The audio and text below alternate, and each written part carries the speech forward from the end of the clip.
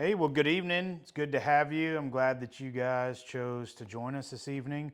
We plan on spending the next 6 weeks just kind of getting to know one another, referencing sermons from Sunday prior to when we meet, and just kind of going through what we've preached, what we've learned, but more importantly, just kind of getting to know one another and spending some time with each other, going deeper together.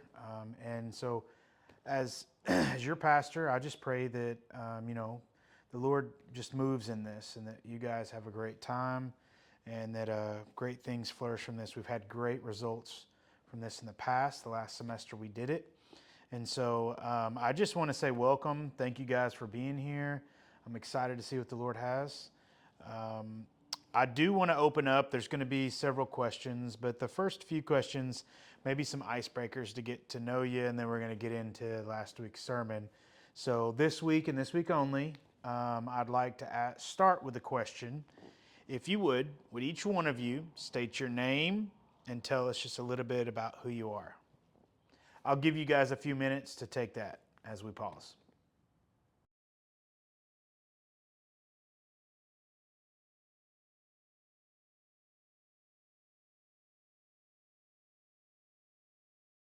All right, well, welcome back.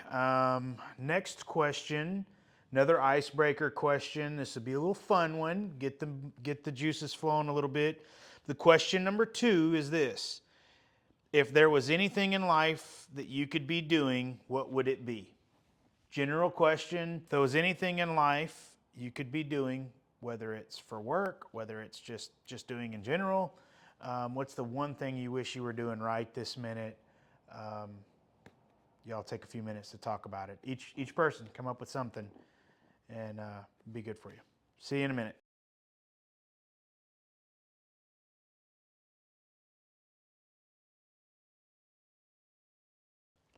All right, welcome back.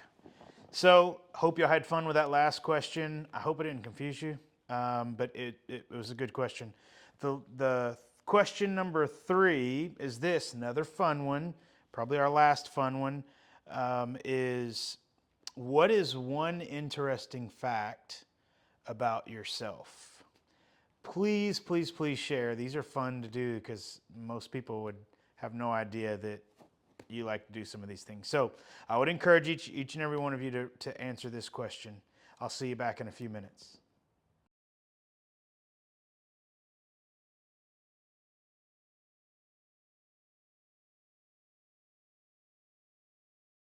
Welcome back. So, diving into what we've been going over for the past 5 or 6 weeks of this series in the book of Romans, our first question to open up this whole series would be this. For those of you that have been a part and have been coming or have caught up to this, what have you learned through the first 5 chapters of the book of Romans so far as we've walked through it? We'll give you guys a few minutes to discuss.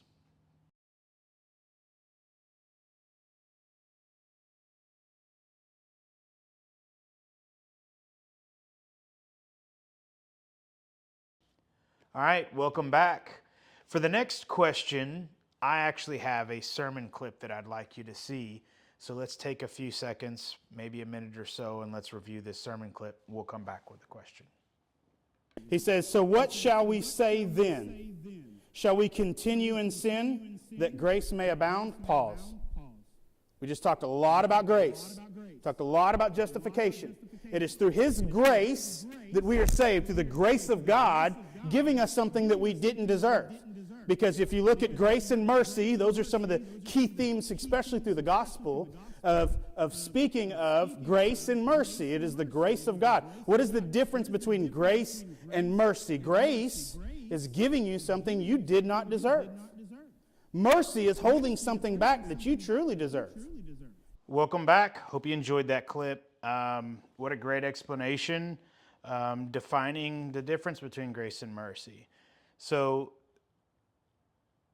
having said that, our next question leads into this. What is an example of God's grace and mercy in your life? Please share.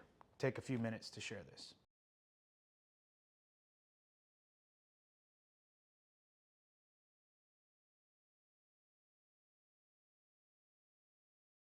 Welcome back. Y'all check this video out. I want to go back to 5. It says, "For we have been united together in the likeness of his death. Certainly we also shall be in the likeness of his resurrection." Not only were we joined with him in his death as he died, because what does the Bible say? The wages of sin are death. So something had to die to cleanse our sins. There had to be death somewhere. And Jesus said, I'm going to do that. And I'm going to die for everyone's sins. And I'll be that. And so we celebrate his death. We celebrate this thing like, yay, Jesus died for me. But are we willing to die to self as well? Because when you have stepped into this belief and this faith in Jesus Christ, you're saying, I am no longer in charge now. I'm no longer in charge. I'm no longer calling the shots here. I'm no longer going to live my life out of selfish ambition. I'm going to live my life enjoying life through the Spirit and knowing that God has the best for me, just as Jeremiah 29:11 says, that he wants us to prosper and do good things and do great things for him. He wants us to have those things. But I'm going to live out my life in direction for the Lord, and when I find myself in a place to where I truly don't understand, I'm just going to go to him. And I'm going to do whatever he calls me to do next. And I'm going to live out my life for Christ, knowing that he died for me, so I need to really die to some things that I want myself. Hope y'all enjoyed that clip. Hope you got something out of that. So question number 6 is this, leaning into that explanation, is why is it so hard to die to flesh and live for Christ? As we kind of go through this life, there's so many things that we probably would much rather do than what Christ has asked us to do. Why is it so hard to do that instead of what we want to do? Maybe that'll spark up some good conversation. See you in a few minutes.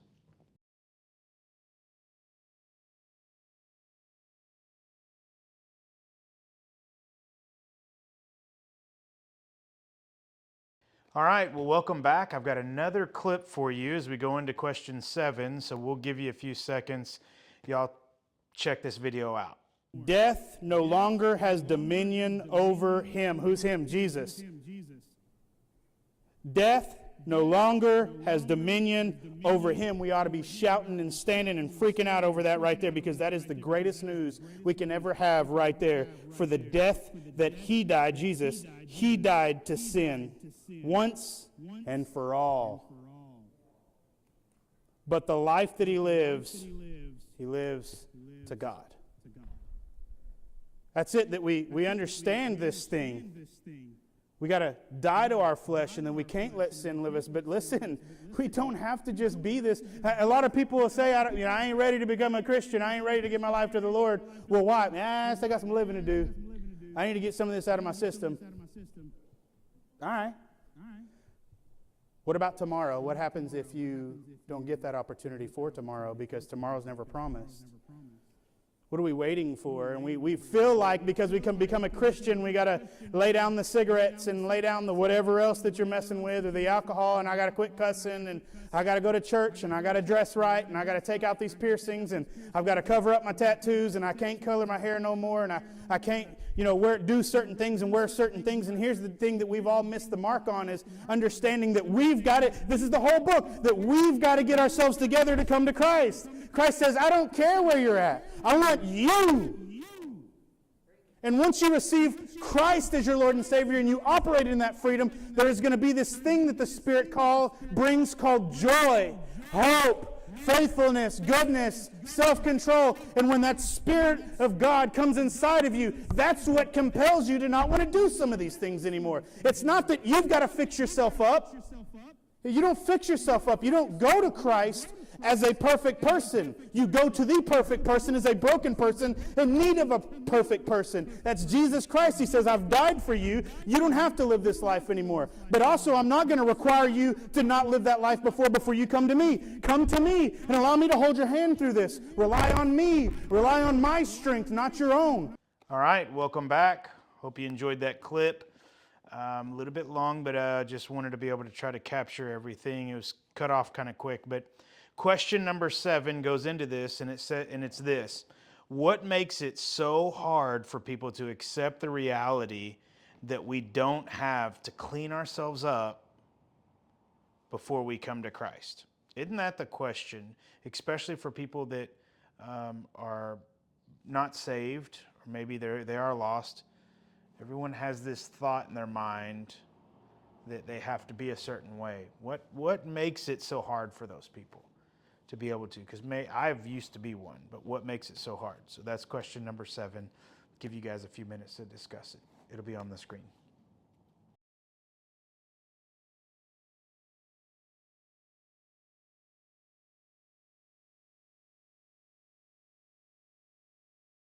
All right, welcome back.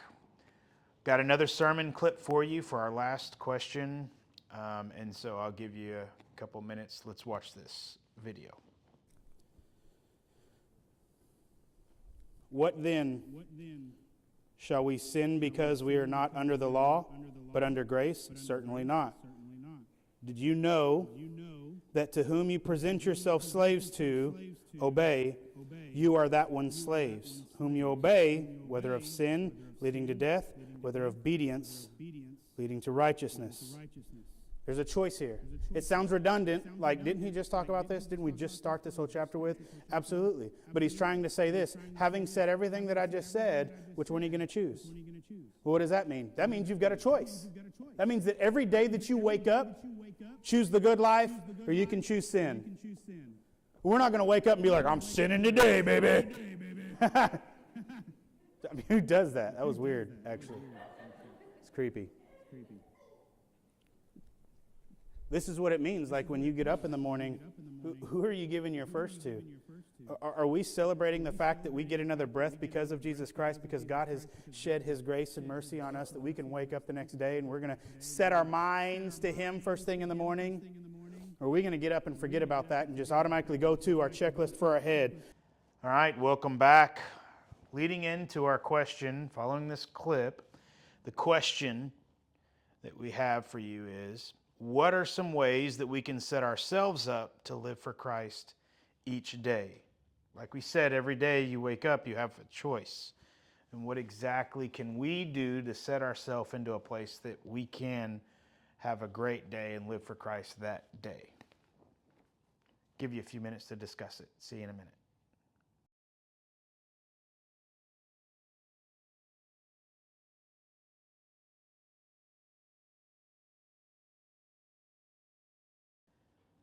Well, all right. I hope this has been filled with lots of discussion over things.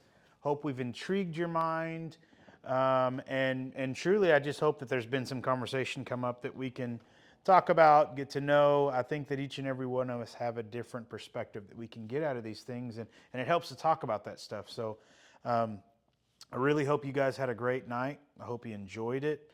And maybe somebody in the room can pray us out. But having said that, somebody pray us out after I get done with this video. I love you guys. Maybe I'll see you Sunday. Y'all have a good week. Can't wait to see you again. God bless you.